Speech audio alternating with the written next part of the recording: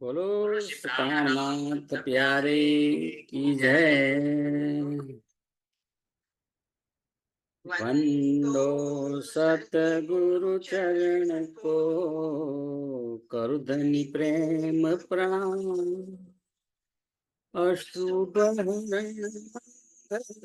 करण धनी देव चंद्र जी नाम।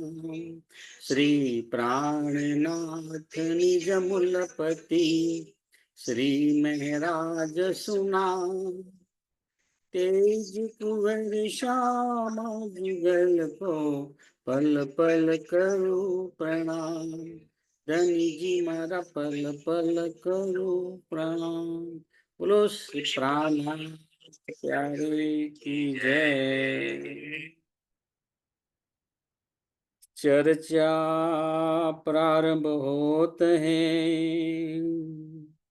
सुनो साथ चित दई। भजो राज श्यामा श्री प्राणनाथ, सखी जीवन हमारो। श्री महामत कहे साथ जी, भया चर्चा का वक्त। अब तुम सुनियो चित दे, लाला गए बैठे तखत। लाला गए बैठे तखत। बोलो प्राणनाथ प्यारे की जय। पूर्ण ब्रह्म सच्चिदानंद स्वरूप धामधણી શ્રી અક્ષરાતીત પરમાત્માની અસીમ કૃપાથી આપણે શ્રી વિતક સાહેબની ચર્ચા કરી રહ્યા છે। સદગુરુ મેરા શ્યામજી मैं निशरणे રહું। રાજ શ્યામાજીની શક્તિ છે, એ શક્તિ આપણને કોઈ ને કોઈ સ્વરૂપે જાગૃત કરે છે, સત્સંગનો લાભ આપે છે અને આપણને પુકારી પુકારીને કહે છે કે હવે જાગો, જાગવાનો સમય આવ્યો છે। સુંદર સાજી, જાગવું એટલે શું? જો બહુ આ વાત સમજવા જેવી છે। સામાન્ય રીતે આપણે નિત્ય સેવા પૂજા કરતા હોઈએ, સવાર સાંજ સેવા પૂજા કરતા હોઈએ છીએ, તીર્થયાત્રા પણ કરીએ છીએ, ત્રણેયપુરીની અંદર પણ દર્શન કરીએ। આ બધું કરીએ છીએ એટલે આપણને ક્યારેક એવું લાગે કે ના, મેં ધાર્મિક કાર્ય જે છે પૂર્ણ કર્યું। અહીં મહારાજજી એક સ્ટેપ એનાથી આગળ જવાનું કહે છે કે આ તો ખરું જ, સેવા પૂજા કરીએ, તીર્થયાત્રામાં જઈએ, પરિપૂર્ણ શ્રદ્ધા ભાવથી દર્શન કરીએ, પરંતુ એની સાથે સાથે જે સત્સંગ થાય છે ને, એ સત્સંગને સાંભળવાનું છે, સમજવાનું છે અને એની અનુભૂતિ કરવાની। એ અનુભૂતિ એટલે શું? અનુભૂતિ એટલે જાગવું। આપણને આ સંસાર દ્રષ્ટા ભાવે દેખાય ત્યાં સુધીની જે પ્રક્રિયા છે ને, એને જાગવાની પ્રક્રિયા કહેવાય। તો શ્રીજી અમદાવાદથી સીધા જ જયરામભાઈ કંસારાને જાગૃત કરવા માટે દીવ બંદર આવે છે અને એમને જગાડવા માટે શરૂઆતની અંદર તો સામાન્ય વાતચીત કરે છે, મીઠો ઠપકો આપે છે કે સદગુરુજીના ધામ ગમન પછી 10 વર્ષ વીતી ગયા, તેમ છતાં તમે ક્યારેય કોઈ પત્ર લખ્યો નથી, ક્યારે ત્યાં આવ્યા નથી, સુંદર સાથની અંદર પણ જતા નથી અને 10 વર્ષથી ફક્ત આર્થિક ઉપાર્જનની અંદર તમે લાગી ગયા છો. હવે જાગો. હું તમને જગાડવા માટે આવ્યો છું ને ધણીજીએ મને મોકલ્યો છે. એવો મીઠો ઠપકો આપે છે અને ત્યાર પછી જ્યારે આધ્યાત્મિક જાગણી માટે શ્રીજી જે બોધ આપે છે ને એની શરૂઆત વ્રજલીલા અને રાસલીલા ને યાદ કરાવી ને જાગણી કરાવી રહ્યા છે. એ બહુ પાયાની વાત છે. વ્રજલીલા અને રાસલીલા. વ્રજલીલા અને રાસલીલાને ફક્ત સાંભળવા પૂરતું સાંભળવાનું નથી, પરંતુ એમાં જે શ્રી કૃષ્ણજીની ત્રિધા લીલા છે ને એ ત્રિધા લીલા સમજવાની. એટલે એ જ્યારે સમજીશું એટલે આપણને એની અંદર વધારે આનંદ આવે અને એનો હેતુ સિદ્ધ થતો હોય છે. શ્રીજી રાસલીલા અને વ્રજલીલા ખૂબ જ વિસ્તારથી સમજાવે છે. રાસલીલામાં જે અસહ્ય વિયોગ થયા બાદ પિયાજીનું મિલન થાય છે ત્યારે સખ્યો કહે છે કે ધણીજી હવે અમને એવી જગ્યાએ લઈ જાઓ કે આપનો વિયોગ અમારે ક્યારે સહન ન કરવો પડે. ત્યારે શ્રીજી કહે છે એક પલ માત્ર પણ આપણાથી અલગ રહેવું નથી, આપણે સાથે જ રહેવું છે. એવું એક અને માત્ર એક જ સ્થાન છે અને તે છે આપણું એકમાત્ર પરમધામ. હવે શ્રી કૃષ્ણજી, શ્યામાજી અને સખીઓ રાસલીલામાં આવી ઘટના બને છે ને ત્યાંથી સીધા પરમધામમાં જાગૃત થાય છે. અહીંયા આગળ આપણે પણ શ્રી ઇન્દ્રાવતી જેવી માગણી કરવાની છે કે અમારે આત્મ જાગૃતિ કરવાની છે ને આત્મ જાગૃતિથી પરમધામની અંદર જે આપણું પરાત્મ નું તન છે એમાં જાગૃત થવાનું છે. એ વાત અહીં આગળ શ્રીજી સમજાવે છે. અહીં આગળ જે જીવરામભાઈ કંસારા એમના ઉદાહરણથી આપણને એવો બોધ મળે છે કે કઈ રીતે ટ્રાન્સફોર્મેશનની ક્રિયા થાય, રૂપાંતરણની ક્રિયા, એ આપણને અહીં આગળ સમજાવે છે. શ્રીજી માયાના જીવો માટે કહે છે કે જ્યારે જીવ ભાવ હોય ત્યારે તેને જગાડવા માટે ના છૂટકે કટુ શબ્દનો ઉપયોગ કરવો પડતો હોય છે. શ્રીજી માયાના કાર્યો કરવાની ના પાડતા નથી. માયાના કાર્યોની જે કંઈ આપણી ફરજ છે તે સારી રીતે પૂર્ણ કરવાની છે, પરંતુ મન પિયાજીના ચરણોમાં સમર્પિત રાખવાનું છે. આ બહુ મોટી વાત છે કે સંસારના કાર્યો કરો, સંસારના કાર્યો કર્યા વગર ચાલે એમ નથી. એમાંથી આપણે છટકબારી શોધી તે યોગ્ય નથી. નિષ્ઠાપૂર્વક કામ કરવાના છે બધા. પરંતુ અહીં આગળ મહારાજજી બોધ આપે છે કે કોઈ પણ કાર્ય કરતા હોઈએ આપણું મન પિયાજીના ચરણોમાં સમર્પિત રાખવાનું છે. એટલે વ્રજલીલાની વાત યાદ કરાવે છે. વ્રજલીલાની અંદર ગોપીઓ આખો દિવસ કામ કરતી હતી, પરંતુ પ્રત્યેક પળ એનું ચિત્ત શ્રી કૃષ્ણજીના સ્મરણમાં રહેતું હતું. તેમાં જેટલો ઈમાન વધુ તેટલો પિયાજીનો દીદાર બહુ ઝડપથી થતો હોય છે. એટલે અહીંયા કહે છે કે ઈમાન પણ ખૂબ જ મજબૂત હોવું જોઈએ. મજબૂત ઈમાનમાં પિયાજીની શક્તિ રહેલી છે. આપણે બધું જ કરીએ છીએ, પણ સામાન્ય કંઈક સંસારની અંદર તકલીફ ઊભી થઈ, દુઃખ આવ્યું, એટલે આપણો રાજી પ્રત્યેનું ઈમાન ડગી જતું હોય છે. એ માયાના ખેલ જોવા માટે આવ્યા છે, માયાનું દુઃખ જોવા માટે આવ્યા છે. એટલે વિવિધ પ્રકારના દુઃખો તો સામે આવીને ઉભા રહેવાના છે, અને એના જે કંઈ વિકલ્પ છે એ વિકલ્પથી એનો સામનો કરવાનો છે. પરંતુ સચ્ચિદાનંદ પરમાત્મા પ્રત્યે જે ઈમાન છે, એ ઈમાન આપણું સહેજ પણ ડગવું જોઈએ નહીં.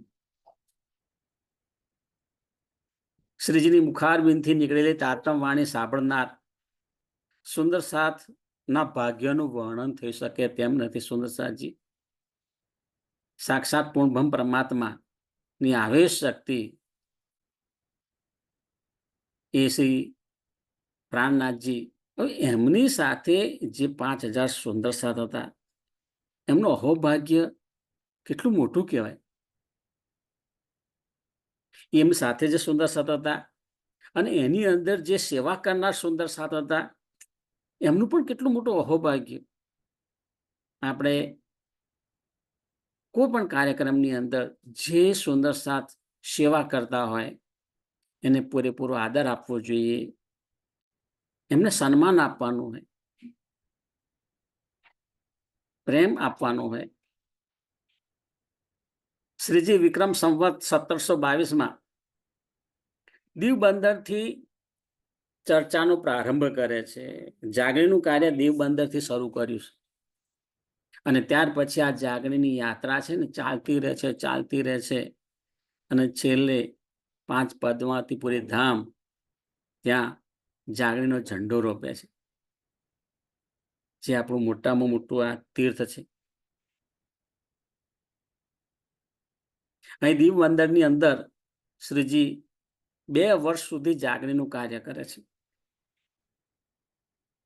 એમની જે ચર્ચા છે, જો અહીંયા આપણે બતાવ્યું છે કે શરૂઆતની અંદર આ દેવભાઈ, આ જયરામભાઈ કંસારા, એમના ઘરના જ માણસો સાંભળવા બેસતા હતા, અને શ્રીજીને એક આસન આપ્યું હતું, ત્યાંથી એ બેસી અને બધાને સમજાવતા.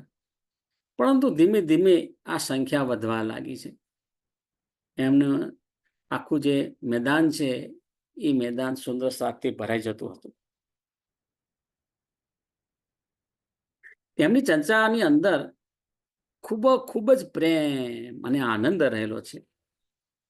ચર્ચામાં ક્યારે દિવસ પૂર્ણ થાય તેનું સુંદર સાથને પણ ખ્યાલ ન રહેતો. શ્રીજી પણ એટલા બધા ચર્ચાની અંદર મગ્ન રહેતા, તો ક્યારેક તેજકુંવરીબાઈ પણ એમને ધ્યાન દોરાવતી કે ભાઈ હવે ચર્ચાનો સમય પૂર્ણ થાય છે, અને એવું કહ્યા પછી પણ અડધો કલાક ચર્ચા આગળ વધી જતી. એવું વક્તા અને શ્રોતા બંને એક સરખા હોય ને, તે વખતે એના આનંદની વાત જ શું કરવી. અને આ તો સચ્ચિદાનંદ પરમાત્માની આવેશ શક્તિ, એટલે સ્વામી શ્રી પ્રાણનાથજી, અને એ ચર્ચા કરતા હોય તો એમાં કશું જ બાકી રહે નહીં. અહીંયા આગળ જયરામભાઈ કંસારાના ઘરે દિન પ્રતિદિન સુંદર સાથની સંખ્યા વધતી જાય છે. ધીમે ધીમે આ શ્રીજીના દરબારની અંદર બધા જ પ્રકારના લોકો આવતા. જેમ જેમ લોકો જાણે તેમ તેમ તે વખતે કોઈ મહાત્મા આયા છે એ રીતે સાંભળે. ભાઈ આપણા ગામની અંદર જયરામભાઈ કંસારાને ઘેર એક મહાત્મા આયા છે, અને બહુ સુંદર ચર્ચા કરે છે. અને ચર્ચા સાંભળનાર જે સુંદર સાથ છે અને જે શ્રોતાઓ છે, એ બધા સામાન્ય વર્ગના મનુષ્યો છે. તેમ છતાં પણ જે કંઈ વર્ગના વ્યક્તિ આવે એને જયરામભાઈ કંસારા ખૂબ જ આદર સત્કારથી બોલાવે, બધાને સ્થાન બેસવાની વ્યવસ્થા કરે, અને શ્રીજીની જે ચર્ચા છે એનો એ સાંભળી અને ધન્યતા અનુભવતા હોય છે. તો એમાં તો બધા જ પ્રકારના લોકો આવતા હોય અને દરેક જણ પોતાના અંકુર પ્રમાણે જ્ઞાનનું ભથ્થું સાથે લેતા જાય છે. સદગુરુ મહારાજ ચર્ચા કરે, આજે પણ જો દરેક જગ્યાએ ઠેર ઠેર વિતક ચર્ચા ચાલી રહી છે. એમાં બધા જ પ્રકારના લોકો લાભ લેતા હોય છે. પરંતુ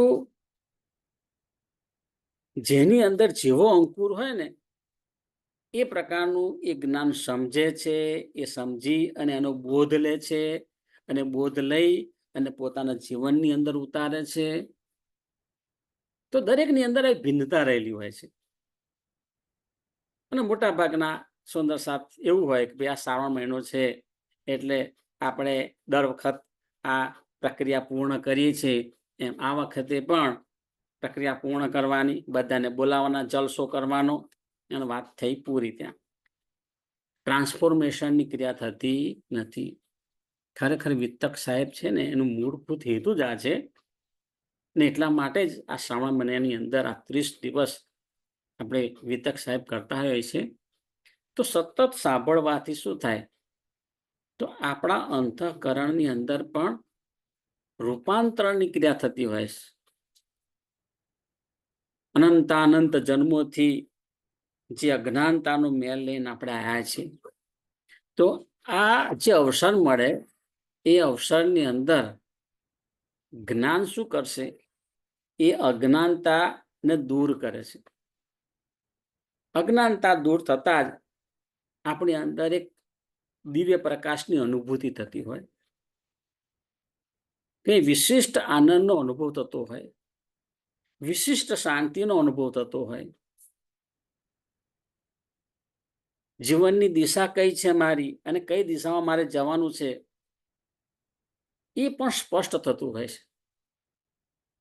તો જેને જેટલું વધારે સ્પષ્ટ થાય એટલું એ વધારે ભાથું પોતાની સાથે લઈ જાય. એટલે અહીંયા શ્રીજી કહે છે કે અંકુર પ્રમાણે જ્ઞાનનું ભાથું સાથે લઈ જતા હોય છે. સુંદર સાહેબજી, આજે જયરામભાઈ કંસારા ના ઉદાહરણથી આપણને ખૂબ જ બોધ આપવામાં આવી રહ્યો છે.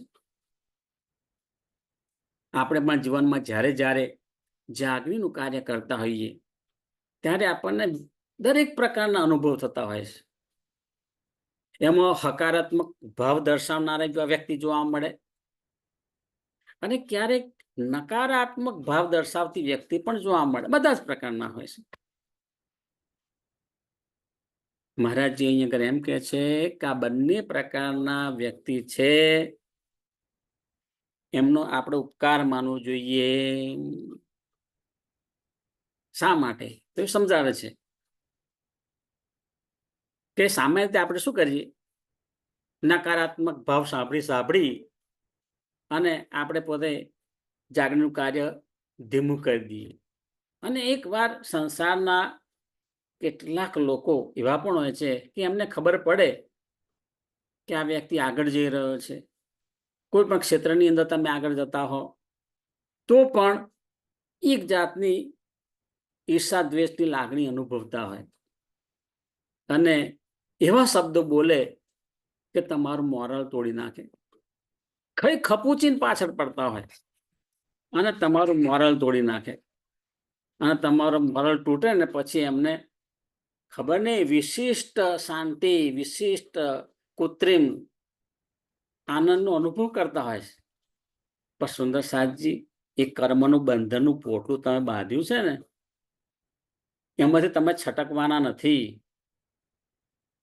તમે જે કાર્ય કર્યા છે એ એનું ફળ અત્યારે ન તો ફરીથી એ તમારી પાસે આવવાનું છે, આવવાનું છે ને આવવાનું છે. એટલે આગળ શું કે છે કે ખરેખર જેમનો હકારાત્મક ભાવ છે એ તેમનો પ્રેમ દર્શાવે છે અને એની પર પણ આપણે ધ્યાન આપવું જોઈએ અને એમને આભાર વ્યક્ત કરવો જોઈએ અને આપણા લક્ષ્ય પર આગળ રહેવાનું. આવા પણ વ્યક્તિ છે કે આપણને પ્રોત્સાહિત કરે એ પણ જરૂરી છે. પરંતુ એવા પણ વ્યક્તિ જોવા મળે કે નકારાત્મક ભાવ વ્યક્ત કરે. તો મહારાજજી કહે છે એમનો પણ પૂરેપૂરો આભાર માનવાનો છે. કેમ? ક્યારેક એવું બને છે કે આપણને આપણી ક્યાં ભૂલો થાય છે ખબર પડતી નથી.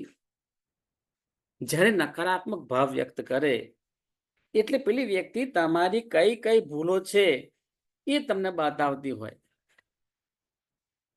તો એનો આભાર માનવાનો કે હા, કે તમે જે કંઈ વક્તવ્ય કરો છો, તમે જે જાગણી કરો છો, એની અંદર આવી આવી ખામી રહેલી છે.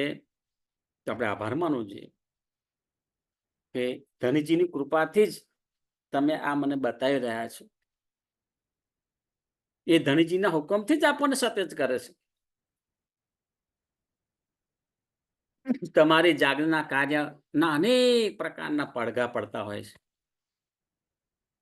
પરંતુ એકવાર આપણને દ્રષ્ટિ સ્પષ્ટ થઈ જાય કે મારે મારા જીવનમાં શું કરવાનું છે, તો ગમે તેટલા અવરોધો આવે, એ જે દ્રષ્ટિ ધ્યાનમાં રાખી એ પથને માર્ગે સતત ધીમે ધીમે આગળ વધતા રહેવાનું છે. આપણને ધનીજીની જે શક્તિ છે, સદગુરુ મહારાજની શક્તિ, એ શક્તિ ગમે તેવા પડકારો આવશે એની સામે લડવાની શક્તિ આપશે. જે લોકો ધણીજીની આ ચર્ચાની અંદર બાધક બને છે તેને દજ્જાલ કહે છે. સુંદરસાજી બને છે આવું કે ભાઈ દજ્જાલનું જોર આવ્યું. વિતક વાણીની અંદર ખાસ આ શબ્દ વપરાય છે. સેવાના કાર્યમાં જે સુંદર સાથ 2 સ્ટેપ આગળ હોય છે અને બહુ જ આનંદ ઉલ્લાસથી એ પોતાનું કાર્ય કરતા હોય છે. તો એ જે સેવાનું કાર્ય કરે છે એમાં પણ મહારાજજી કહે છે કે જો ધણીજીએ હાથ પકડ્યો છે તો જ તમને સેવા કરવાની ભાવના તમારી અંદર ઉત્પન્ન થાય છે. એટલે જ્યારે અન્ય સુંદર સાથ સેવા કરી અને ધણીજી એમનો હાથ પકડે છે તો એમનો આપણે ખૂબ જ આદર સત્કાર અને માન આપવાનું છે. તેથી વાણીમાં કહે છે જાકે ધણીએ પકડે હાથ, ધણીજીની કૃપાનો હાથ જેના મસ્તક ઉપર હોય એ જ સેવાના કાર્યો કરી શકે છે.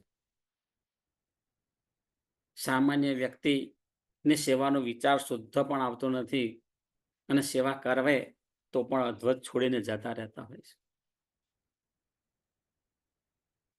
જાગીરના કાર્યમાં બાધારૂપ બનવું એ સારી માનસિકતા નથી. આ સામાન્ય બોધ આપવામાં આવ્યો છે. આપણે પ્રેમ અને આનંદથી જાગરણનું કાર્ય કરવાનું છે. જે ખરેખર આપણા માટે છે તે લાભ લેવા માટે આવે છે અને તેઓ પોતાનું જીવન ધન્ય ધન્ય કરે છે. આ સત્સંગ શા માટે સાંભળવાનું છે? અન્ય કોઈના માટે નથી, આપણા પોતાના માટે સાંભળવાનું. જેટલો સત્સંગ વધારે સાંભળીશું એટલે આપણી દ્રષ્ટિ વધારે સ્પષ્ટ થાય છે. સદગુરુ મહારાજની આપણી ઉપર કૃપા વરસતી રહે છે અને આપણું જીવન ધન્ય બને છે અને આપણા સંપર્કમાં જે પણ છે એ બધાનું જીવન સંપર્ક ધન્ય બને છે.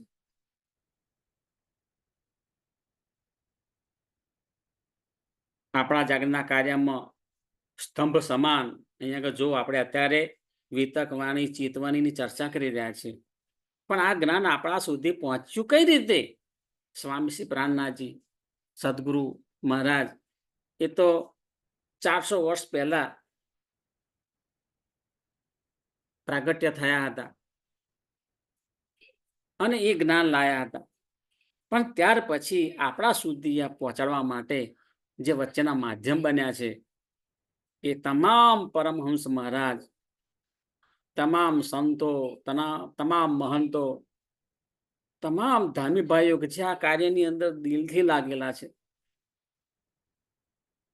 એવા ધામી ભાઈઓ કે જેમનો સમૂહ વર્ષો પહેલા ગુજરાતની અંદર આવ્યો અને અલગ અલગ જગ્યાએ મંદિરોની સ્થાપના કરી અને જાગણીની ધુરા સંભાળી હતી. અત્યારે પણ મોટાભાગના આ જે કેન્દ્રો છે એ સક્રિય છે. તેમજ કહે છે કે વિતકની અંદર પણ શ્રીજી દ્વારા જે જાગૃત થયેલા હોય સુંદર સાથ, એમનું નામ લઈએ ને, પૂરા આદર સત્કાર સાથે આપણે એમનું નામ લેવાનું છે. તો એ નામ લેવાથી પણ આપણા માટે મુક્તિના દ્વાર ખુલી જાય છે. હવે શ્રીજીની ચર્ચા દીવ બંદરમાં જયરામભાઈ કંસારાને ત્યાં જોરશોરથી થઈ રહી છે. ત્યાં કેટલાક સુંદર સાતના અહીં નામ પણ આવે છે.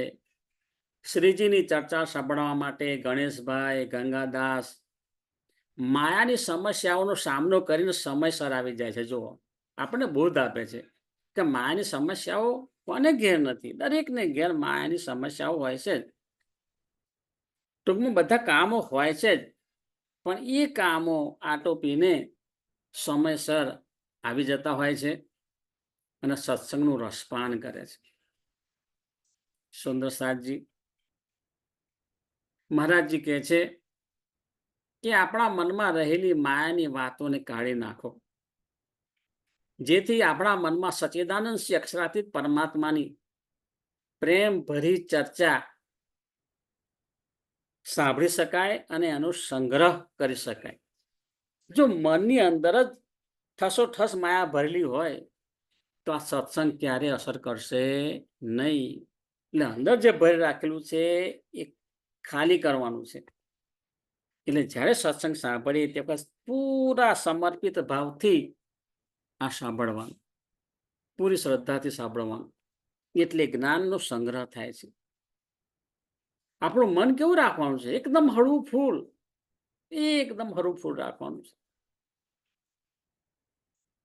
કોણ શું કહે છે, લોકો શું કહે છે, એ બધા વિચારોને બાજુમાં મૂકીને જ્યાંથી પણ સદગુરુ મહારાજની સત્સંગની રસધારા સાંભળવા મળે તે સાંભળવાની છે.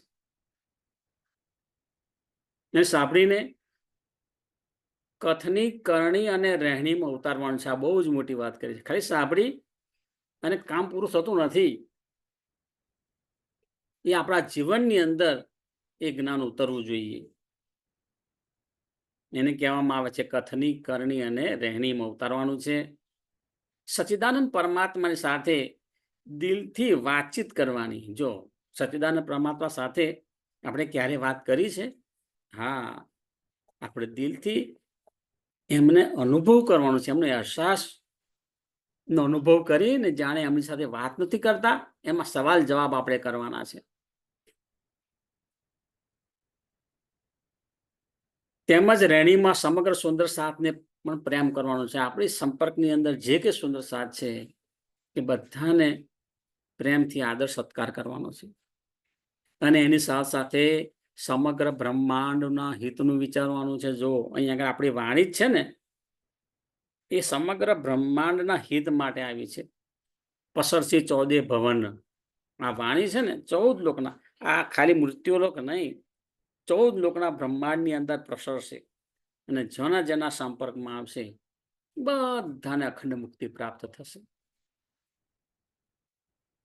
શ્રીમુખ વાણી, જેને વાંગમય સ્વરૂપ કહેવામાં આવે, એનાથી આપણને ઇલમનો વિલાસ મળે છે, જ્યારે પરમધામમાં તો પ્રેમનો વિલાસ છે. સુંદર સાચી આ બહુ વાત સમજવા જેવી છે.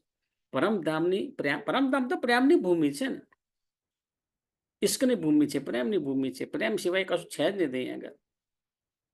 પણ અહીં આગળ આ જગતની અંદર આ માયાનો ખેલ જોવા માટે આપણે આવ્યા છીએ. તો આ વિતક વાણી અને ચિતવણીનો લાભ અહીં મળે. જેને ઇલમ કહેવાય. ઇલમ એટલે જ્ઞાન.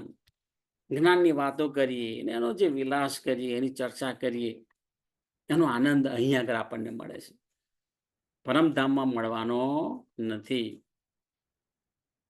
હવે શ્રીજીની ચર્ચામાં એક વ્યક્તિ આવે છે, ભોજભાઈ એમનું નામ છે. શ્રીજી તેમને ખૂબ જ પ્રેમથી ગરીબદાસ તરીકે બોલાવે છે. આ રીતે 2 વર્ષ સુધી નિયમિત દીવ બંદરમાં ચર્ચા ચાલતી હતી, ત્યાં સાંભળવા આવતા હતા. અન્ય સુંદર સાથની અંદર પણ વીરબાઈ, ગહેલબાઈ, ચંપાબાઈ, તેજબાઈ આવા સુંદર સાથ સાંભળવા આવતા હતા. આ બધા જ સુંદર સાથ કેટલા અહોભાગ્ય છે કે સચ્ચિદાનંદ પરમાત્માના આવેશ યુક્ત સ્વામી શ્રી પ્રાણનાથજીના મુખથી આ ચર્ચા સાંભળી રહ્યા છે. આ બધા સુંદર સાથ શ્રીજીની સેવામાં ખડે પગે હાજર રહેતા. આપણે સુંદર સાથની સેવા ખૂબ જ પ્રેમથી, નમ્રતાથી અને વિવેકથી કરવાની છે. કારણ કે સુંદર સાથ એ શ્યામાજીનું અંગ છે. માયાના તમામ કામ કરવાના છે, પરંતુ તેની સાથે સાથે આપણા મનની મસ્તી ધનીજી સાથે રાખવાની છે. અહીં આગળ આપણે થાપ ખાઈ જઈએ છીએ. મનની મસ્તી માયાની અંદર વધારે હોય છે અને એને પરિણામે આપણને સંપૂર્ણ સફળતા મળતી નથી. માયાના કાર્યો કરો, પણ મનની મસ્તી તો ધણીજી સાથે રાખવાની છે. ગોપીઓનું ઉદાહરણ આપે છે. ગોપીઓના ભાવમાં જે શ્રી કૃષ્ણજી પ્રત્યે પ્રેમ હતો, તેવો પ્રેમ આપણે ધણીજી માટે રાખવાનો છે. હવે જો અહીંયા આગળ દીવ બંદરમાં જયરામ કંસારાને ઘેર શ્રીજી ચર્ચા કરે છે. રોજ નવા નવા સુંદર સાથ આવે છે. બધા સુંદર સાથ તન, મન અને ધનથી સેવા કરે છે. પરંતુ એમાં સંખ્યા વધતી ગઈ ને એને પરિણામે શું થાય? ત્યાં અન્ય પંથના આગેવાનો પણ રહેતા હતા. હવે એમને થયું કે અમારી કથામાં કોઈ આવતા નથી અને બધા જ અહીંયા જે આવતા હતા એ પણ આવતા બંધ થયા. અને કોઈ બહારથી મહાત્મા જે આવ્યા છે એમને ત્યાં બધા ભેગા થાય છે. ત્યાં બેસવાની જગ્યા પણ મળતી નથી. એટલા બધા ત્યાં આગળ લોકો ભેગા થઈને સત્સંગ સાંભળે છે. એટલે એ અન્ય પંથના આગેવાનો ભેગા થઈને વિરોધ કરતા હોય છે. ખોટી અફવા ફેલાવવાની પજવણી કરતા હોય છે. અને એક શું કર્યું એ પણ અગાઉ આપણે જોઈશું ઊંડાણમાં. અહીં આગળ કહે છે કે ત્યાં જે ફિરંગી હતો, ફિરંગી બાદશાહ, એને કોઈ ચુગલીખોર તૈયાર કર્યો અને રૂપિયા આપ્યા અને કહ્યું કે અહીંયા આગળ એક મહાત્મા આવ્યા છે જયરામભાઈ કંસારાના ત્યાં, એ અન્ય દેવ દેવતાઓની બહુ જ નિંદા કરે છે. એ ખોટી ફરિયાદ કરવા માટે એ ચુગલખોરને મોકલે છે. અને એની અંદર સુંદર સાથની અંદર બધાને ખબર પડે કે ભાઈ આવી કોઈ ફરિયાદ કરવા ગયું છે ને હવે તો એ ફિરંગી બાદશાહ બહુ જ કડક છે અને હિન્દુઓ પ્રત્યે વિરોધી વલણ ધરાવે છે. એટલે બધાને મુશ્કેલી ઊભી થશે. ને આવી પરિસ્થિતિની અંદર બધા ત્યાં કથામાં ચર્ચામાં આવવાનું બંધ કરી દે છે. પરંતુ આવી સ્થિતિમાં જયરામભાઈ કંસારાનું કુટુંબ જે છે એ સાથે જ રહે છે. કારણ કે એમને શ્રીજીની પહેચાન થઈ ગઈ છે. તેઓ સંપૂર્ણ ઈમાન બતાવે છે. અહીં જયરામભાઈ કંસારાનું ટ્રાન્સફોર્મેશન એટલે રૂપાંતરણનું સુંદર ઉદાહરણ છે. એ ઉદાહરણથી આપણે સમજવાનું કે આપણી અંદર રૂપાંતરણની ક્રિયા થવી જોઈએ. અહીં આગળ જયરામભાઈ કંસારા એટલે આપણે જ છીએ એ વાત સમજવાની છે. અને જેવી રીતે આપણે રૂપાંતરણની પ્રક્રિયામાંથી પસાર થઈને આધ્યાત્મિક માર્ગે આગળ વધવાનું છે. અહીં આગળ જે ચોપાઈ છે વિતક સાહેબની, એ મુખ્ય ચોપાઈ જે છે એ આપણે યાદ રાખવાની છે. એક તો કહે છે કબલો કાસા કૂટેગા, કબલો હથોડા એરન. એટલે શ્રીજી કહે છે કે જયરામભાઈ કંસારા, તમે આ ક્યાં સુધી આ એરણ ઉપર હથોડા મારીને કામ કરતા રહો? છેલ્લા 10 વર્ષથી તમે આ કામ કરી રહ્યા છો, પણ હવે આ મારી થોડી મુક્તિ મેળવો અને આત્મ જાગૃતિનું કાર્ય કરો. આપણે પણ રૂટીન લાઈફમાંથી સમય ફાળવી અને આત્મ જાગૃતિનું કાર્ય કરવાનું છે. અને બીજી એક ચોપાઈ આવે છે, એક જયરામ ખડા રહ્યા और उनके घर के लोग, બધાએ વિરોધ કર્યો.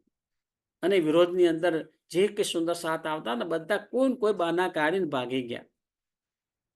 પરંતુ જયરામભાઈ કંસારા એને એમનું જે ફેમિલી, એમનું કુટુંબ, એનો એટલો પાકો ઈમાન હતો ને, એ જે થવું હોય થાય, અમે શ્રીજીના ચરણોને છોડીને ક્યાંય જવાના નથી.